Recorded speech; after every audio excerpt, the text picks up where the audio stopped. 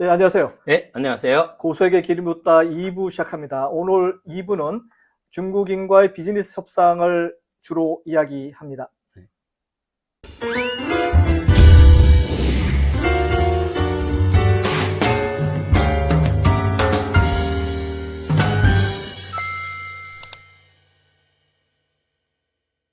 네, 안녕하세요. 2부 고수에게 길을 묻다 두 번째 시간은요, 중국인과의 비즈니스 협상에 대한 주제를 갖고 이야기하려고 합니다. 첫 번째 질문은, 중국인들에게 신이 없다고 한다면, 예, 그렇다면 과연 세상은 공정할까? 예, 그리고 권성징악이라고 하는 부분에 대해 것은 과연 중국인에게 있는가 하는 예. 부분이 의문이 되는데요. 예. 공자가 지금 살아계시면 한 2500살 정도 됐어요. 2550년 전 분이니까 네. 한 2600살이라 되죠. 그리고 그 공자가 신이 없다. 네. 신이 있는지 없는지 모르겠다. 그렇게 네, 얘기하고 모르겠다. 나가지고 한 400년이 지나가지고 사마천이라는 사람이 사기를 씁니다. 네. 그러면 이 신이 없는 세상에서, 네. 그죠? 세상은 과연 공정한가? 누가 이 공정한 걸 판단해 주는가? 네. 라는 것을 자기가 쓴 사기열전의 제 첫 편에 네. 백이숙제 이야기를 하면서 그 부분에 대한 근본적인 질문을 하게 됩니다. 백이숙제는 여러분들도 아시겠지만 중국에 은나라라는 나라가 있었고, 근데 은나라가 정치를 잘못해서 이제 주나라가 은나라를 쳐서 네. 주나라를 세우게 됩니다. 그 당시 은나라의 신하였던 사람들이 백의와 숙제인데, 네. 백의와 숙제는 주나라가 은나라를 치는 것이 잘못됐다고, 그거는 잘못된 행동을 합니다. 공은 백의 숙제에게 네. 자기들과 같이 일하자고 합니다. 그렇지만 백의 숙제는 자신들이 과거 옛날 은나라 신하였기 때문에 그렇죠. 수 없이 산에 들어가서 우리는 살겠다. 그래서 수양산에 들어가 가지고 주나라의 농산물을 먹지 않겠다 해가지고 산에서 고사리를 뜯어 먹다가 굶어 죽었어요. 이게 이제 백의숙제의 고사인데, 맞습니다. 네. 사기에서 사마천은 얘기합니다. 자, 백의숙제 두 사람은 자기의 뜻에 따라, 네. 대의 명분에 따라서 자기를 희생하면서도 자기의 뜻을 끝까지 지키는 선한 삶을 살았는데, 네. 이 굶어 죽으면 되겠냐, 이게. 굶어 죽으면 되겠냐. 이러면은, 이거는 하늘이 네. 세상을 공정하게 관리하지 않는다. 네. 그래서 그 권선징악이 없다라고 판단을 내립니다. 없다. 예. 근데 그 전에 공자 시대에, 백의숙제는 공자에서부터 벌써 500년 전의 이야기거든요. 네. 공자도 논어책에서 이런 얘기를 남겼습니다. 공자의 제자인 자공이, 네. 야, 백의숙제가 죽었는데, 그 사람들이 자기 대의 명분을 다해서 죽었는데 왜 굶어 죽느냐? 이건 뭔가 잘못된 게 아니냐? 네. 그래서 제가 공자는 아주 간단하게 대답합니다. 그들이 상을 받은 것은 네. 굶어 죽었을 정도는 이름을 남기는 상을 받은 것으로 족하다. 후세의 이름을 남기는 상을 받은 것으로 족하다. 그거는 이제 네. 그 일반 수준 높은 성인 입장에서는 받아들일 수 있는 이야기지만 현실을 빠득빠득 살아가는 일반인에게 힘들어서는 좀 받아들이기 어려운 얘기입니다. 네. 그러면서 또 사기에서 사마천 또 이런 얘기예요.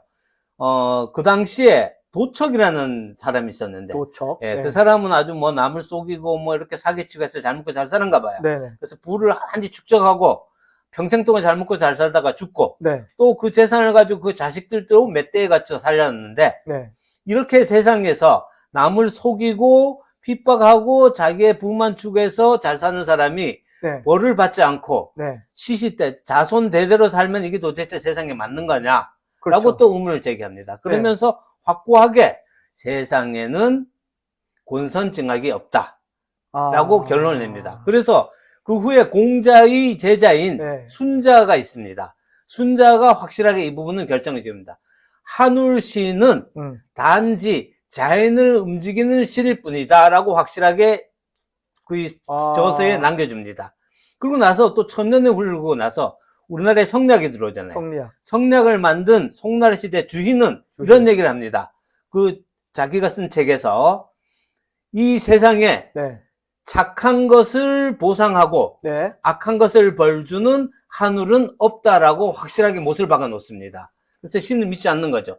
그런데 그게 어떻게 우리나라에 들어오면서 이상하게 권선징악이 우리나라에는 그게 우리 도속신학하고 연결된가 봐요. 그래서 이제 대표적으로 살아있어요. 그래서 이런 거를 가지고 유교 사상이라 생각하면 안 됩니다. 그래서 우리는 이런 부모님들이 자식을 기를 때 이런 말을 해요. 남의 눈에 눈물을 나게 하면 언젠가는 피눈물. 너의 눈물에 피눈물이 날 것이다. 그렇죠, 그렇죠. 다른 사람 생각을 착하게 살아라는 얘기죠. 그렇죠. 그렇지만 중국에서는 자녀한테 교육할 적에 어머님이 항상 하는 말씀이 남에게 절대로 속지 말아라 라고 얘기를 합니다. 왜냐하면 본선진학이 없기 때문에, 없다고 교육받았기 남에게 때문에. 속지 말아라가 네. 어렸을 때부터 어렸을 때부터 교육을 받은 받는 거네. 거죠. 예. 그래서 오히려 저의 또 다른 일반적인 시각으로 다른 시각을 봤을 때는 그게 오히려 더 맞는 교육이 아닌가. 우리는 입으로는 남의 입장을 생각하라 하면서 성인이 되면은 그렇게 사는 사람이 또 별로 없어요. 맞습니다. 자기가 살기 힘드니까. 그래서 이게 현실하고 동떨어진 교육을 우리는 하고 있는 거 아닌가라는 또 생각도 한번 일면 해봤습니다. 저희 생각입니다. 중국에는 진짜 우리가 알지 못하는 이런 예. 그 사고와 철학, 예. 그 역사가 쭉 흐르고 있었던 거네요. 그렇죠. 그러니까 이게 세상에 신도 없고 권선진학도 없다면 예. 우리가 이제 중국인과 이렇게 그 비즈니스 함에도 그렇고 예. 특별하게 우리가 또 꼭 기억해야 할 그 중국인들만의 특성이 있을 것 같아요. 예. 우리가 중국인들하고 이제 이 사업적으로 해서 이제 상담을 할 때 이제 가장 크게 되는 문제가 우리하고 다른 문제가요. 우리나라는 끝장 토론이라는 문제가 있습니다. 네, 끝장 토론. 어떤 의견이 서로 안 맞으면 끝까지 한번 토론해서 네가 맞는지 내가 맞는지 통 크게 한번 해보자. 라는 어떤 문화가 있고요. 그걸 또 은근히 조정해서 그런 문화가 우리의 또 기업 문화로 좋은 문화로 만들어지고 있고요. 뭐 정치나 뭐 사회에서 모두 그렇게 하고 있습니다. 그런데 중국에서는 끝장 토론이라는 단어 자체가 없습니다. 왜냐하면은 중국에서는 아까 신이 없다 그랬잖아요. 본선진학이 없다 그랬잖아요. 그러면은 진리가 없어요. 그렇죠. 오늘 맞는 게 내일 틀릴 수가 있어요. 근데 우리는 끝장 토론위에서 어떤 주제가 있잖아요. 그게 지금 맞을 수 있지만, 그죠? 다음에 틀릴 수 있어요. 지금은 A가 주장하는 끝장 토론의 주제가 맞을 수 있지만, 조금 지나면 B가 주장하는 끝장 토론의 주제가 정반대의 주제가 맞을 수 있다고 생각을 해요. 그렇죠. 그래서 중국인들은 내하고 의견이 다른 부분이 사업상으로 생겼을 때, 정치, 경제, 모든 것이 마찬가지입니다. 그 주제를 일단 밀어넣습니다. 밀어넣는다. 어려운 말로 화이부동이라고 그러는데, 밀어놓고 서로 맞는 부분만 맞춰가요.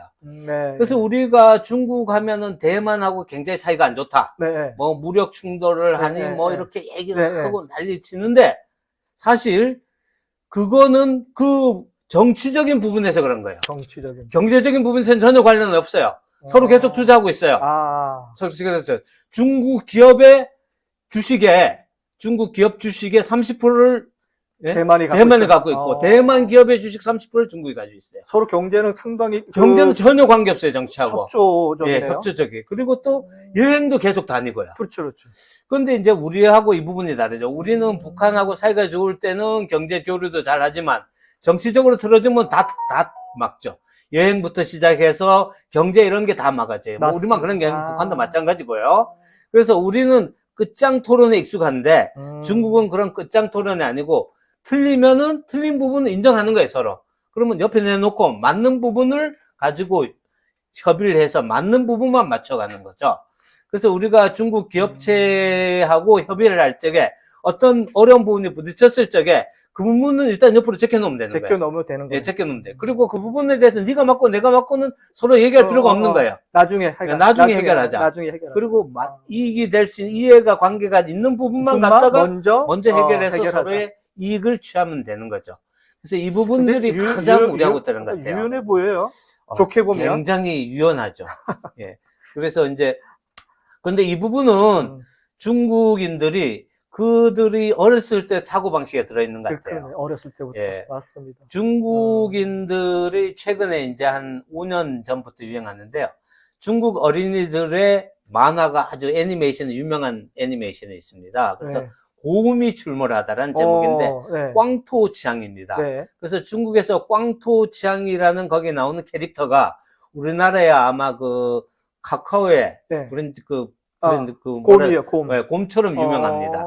근데 그 줄거리가 어떻게 되냐 하면요. 중국인들은 다 알고 있습니다. 중국인들은 그 애니메이션의 줄거리가, 꽝토치앙이라는 아저씨가 산에서 벌목을 해서 먹고 살아요. 그리고 또 곰 2마리가 나옵니다. 곰 형제 2마리는 산을 자연보호하기 위해서 꽝토치앙이라는 주인공이 네. 산에서 벌목을 못하게 해요. 한 사람은 나무를 베야 되고, 한 사람은 나무를 베는 것을 막아야 되고. 아. 그래서 투닥투닥해요. 투닥투닥 하는데, 네. 그러다가 그 산에 외부 세력이 들어오잖아요. 네. 그럼 둘이 힘을 합쳐가지고 또 막아, 외부 세력을.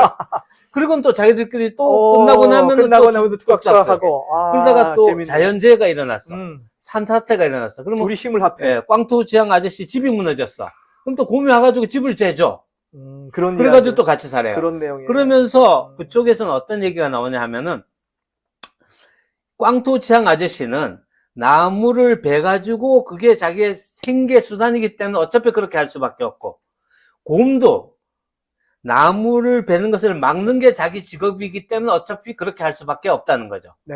예? 그러면서 둘 중에 누가 맞고 틀리다가 없다는 겁니다. 우리는 상식적으로 생각하면 우리나라였다면 한쪽은 틀리죠. 틀렸다라고 했을 텐데. 만약에 그 애니메이션을 우리나라에서 만들었으면은 그렇게 나무를 베는 꽝토치앙 아저씨는 나쁜 사람이니까 경찰에 잡혀가거나, 아니면 그 아저씨가 직업을 바꿔야 돼. 나무를 베지 않고 먹고 살아야 되니까 뭐 약초를 캐는 걸로 바꿔야 되든가, 이런 식으로 바꾸는 것으로 줄거리를 만들었을 텐데, 중국의 줄거리는 두 사람이 이해관계로 서로 첨예하게 대립하지만 계속 같이 살아가는 걸로 줄거리를 만들었고, 그 애니메이션 속에서 누가 맞다는 얘기는 절대로 안 해요. 예, 참 재밌는 애니메이션 내용을 잘 들었습니다. 곰이 출몰하다. 한번 여러분도 한번 좀 검색을 한번 찾아보시기 바라고요. 그렇다면 지금 이 끝장 토론 때문에 지금 쭉 이어져 내려왔는데, 그렇다면 이 중국인과의 협상에서는 어떻게 해야 될까요? 일단은 서로의 이해관계가 부딪히는 부분, 서로 의견이 안 맞는 부분, 이분은 옆으로 제껴놓으면 됩니다. 우리는 그런 부분이 생기면은 어디 끝까지 한번 따져봅시다라고 하는데, 만약에 우리가 중국하고 상대해서 얻을 게 많다면은 그 부분은 옆으로 제껴놓고 서로 이해관계를 맞출 수 있는 부분부터 맞춰가는 것이 좋습니다. 그렇게 하는 것이 우리는 어색하게 생각할지도 몰라요. 그렇지만 중국인들은 그게 당연하게 생각하고 있고, 한마디만 더 말씀해 주시면, 우리는 중국인을 이상하다고 생각하지만 반대로 서구인들은 중국인들이 이상하다고 생각하지 않고 그게 동양의 사고방식이라고 생각합니다. 그래서 서구인들은 중국인들이 그렇게 행동하는 방식을 알고 있기 때문에 거기에 맞춘 협상법으로 협상을 하고 있고요. 우리는 같은 동양인데 너들은 틀렸다 해서 우리의 기준으로 중국 기업하고 협상을 하려고 하니까 조금씩 문제가 생기지 않는가 하는 생각이 계속 생기는 이유겠네요. 예, 정치, 경제 모든 부분에서 그런 부분들이 조금 발생하지 않나 하는 생각이 듭니다. 예, 아는 만큼 보이는 세상입니다. 여러분 2부 여기서 마치고요. 3부에서는 중국인과 한국인에 대해서 이야기해보고자 합니다. 다음 시간에 뵙도록 하겠습니다. 예, 감사합니다.